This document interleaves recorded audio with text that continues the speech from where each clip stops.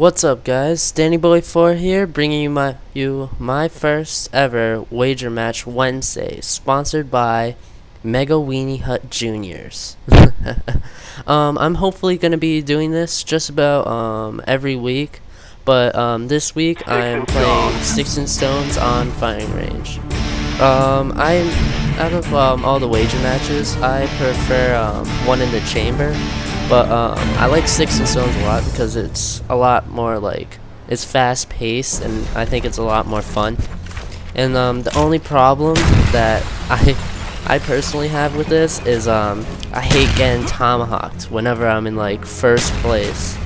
But I understand that's just how the game is played, but I always hate when it happens to me. To me, I think there's a specific strategy to Sticks and Stones, but what I like to do is I like to first shoot my crossbow, then if I miss that bullet, I switch to my ballistic knife, and then if I miss that, I either resort to knifing or using my tomahawk. Right here I'm trying to get this kid, but he keeps squirming around and he ends up tomahawking me right in the face, and yeah, I get pretty mad by that. But knifing is not that really effective in Sticks and Stones because you only get 25 points per knife kill, but thing is, it's a lot easier to do. But if you most people go for usually the crossbow and the ballistic knife kill. So those weapons usually take a pretty long time to reload. So in that time for them to reload, it leaves them defenseless, and you can get a pretty easy knife kill. And another thing that you should be careful with if you try to knife out in the open is the risk of being tomahawked. And I already told you before how much I hate being tomahawked. And the effect of it is, of course, your stats get reset to 0, and my common side effect of that is you often feel like shit. And if you choose the knife, that's fine personally, but if you ask for my my own opinion on that, I'd say first shoot them, then resort to knifing. Oh yeah, I forgot to say in the beginning, I'm sorry guys, I'm not playing high roller because I don't have a lot of money because I'm an early prestige at this time. I spent most of this money on guns and those damn cheap Asian hookers.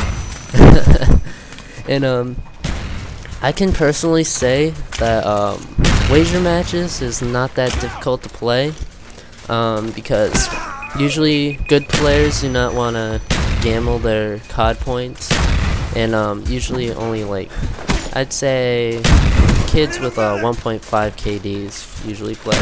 And if you see here, I take advantage of the knife. See how I wasn't out in the open, so I could just turn the corner and I just got about 4 guys.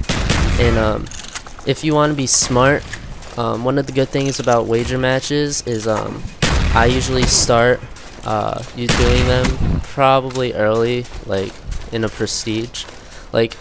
As soon as I prestige, I usually just go straight to wager matches after one quick match.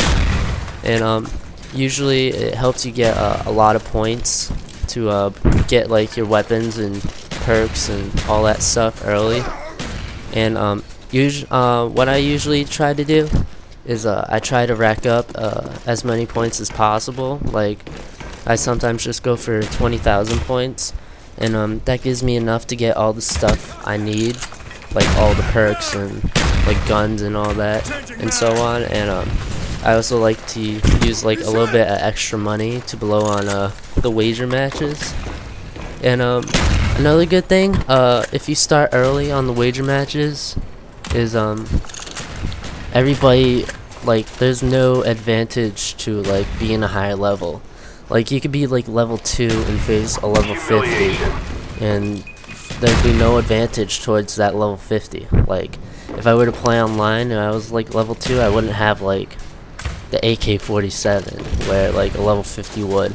And that's good because it keeps the games pretty even, and One of the bad things that I think is about sticks and stones specifically is that you cannot pick up like an enemy's ammo. Like I always run out of like crossbow and ballistic knives, and that always makes me resort to knifing, and I don't really like to knife that much.